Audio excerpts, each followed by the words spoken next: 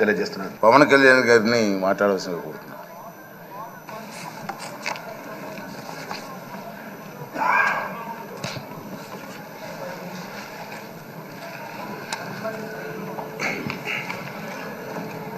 పదహారవ శాసనసభకి ఏకగ్రీవంగా ఎన్నికైన సభాపతి శ్రీ చింతకాల అయ్యన్ పాత్ర గారికి హృదయపూర్వక నమస్కారాలు, మీకు శుభాకాంక్షలు.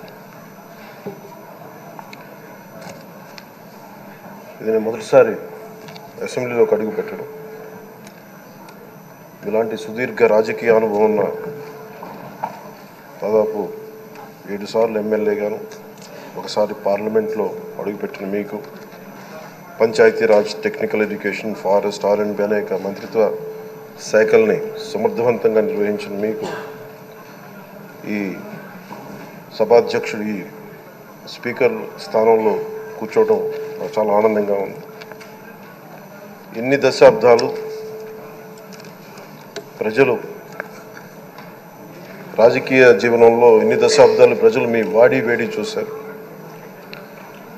మీకు కోపం వస్తే ఋషికొండను చెక్కినట్టు ప్రత్యర్థులకి పదునైన ఉత్తరాంధ్ర యాసలో గుండు కొట్టేస్తారు.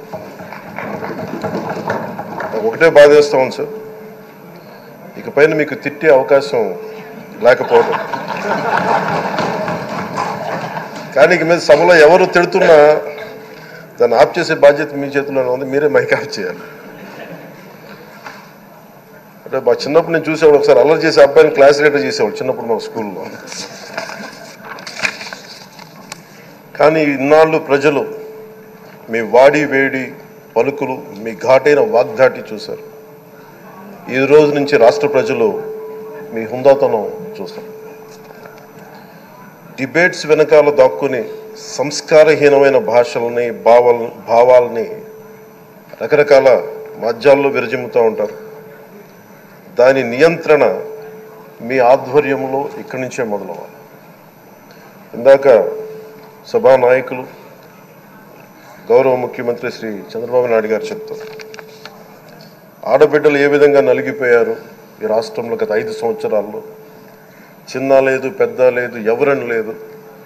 ఎవరన్నా సరే ఒక మాట మాట్లాడితే వాళ్ళు వ్యక్తిగతంగా దూషణ, సోషల్ మీడియాలో వాళ్ళని క్యారెక్టర్ అసాసినేట్ చేయటం, వాళ్ళు పెద్ద నాయకులు కావచ్చు, కార్యకర్తలు కావచ్చు, లేదా వాళ్ళకి ఎదురు తిరిగి ఒక ఒపీనియన్ చెప్పి ఎవరైనా సగటు మనిషి కూడా కావచ్చు, అది ఇక్కడతో ఈ రోజు నుంచి ఆగిపోవాలి అధ్యక్ష. అది మీ ఆధ్వర్యంలోనే మొదలవ్వాలి.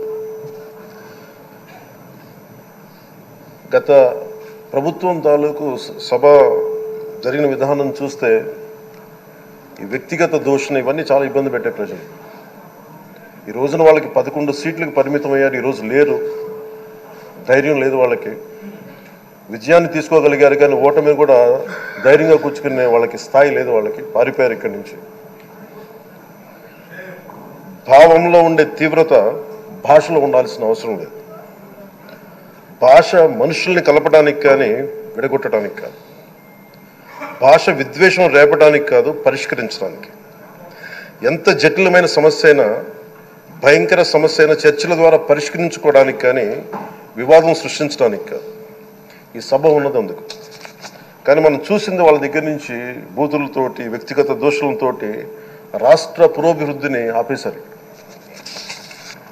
అలాంటి సభ కాకుండా ఇందాక మన పెద్దలు శ్రీ గౌరవ ముఖ్యమంత్రి చంద్రబాబు గారు చెప్పినట్టుగా ఇది భవిష్యత్తుకి ఇది ఒక ప్రమాణం అవ్వాలి.